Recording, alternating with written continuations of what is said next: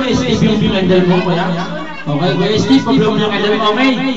Oh, manay na Steve. Okay, kung tayo, balik na. 1, 2, 3, blow!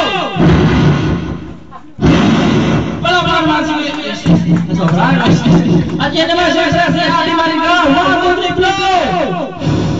Ay, pakapa naman si Ate Maricar. Okay. Siyempre ba yun? It's eating time. Maraming salamat po. Ayan, natin si Ate Maricar. Pakapa naman natin si Ate Maricar. Okay. So ngayon po, break muna po tayo. Okay, siyempre mga kids, ilagyan natin ang pagkain. Okay, at siyempre pagbalik ito, it's magic time.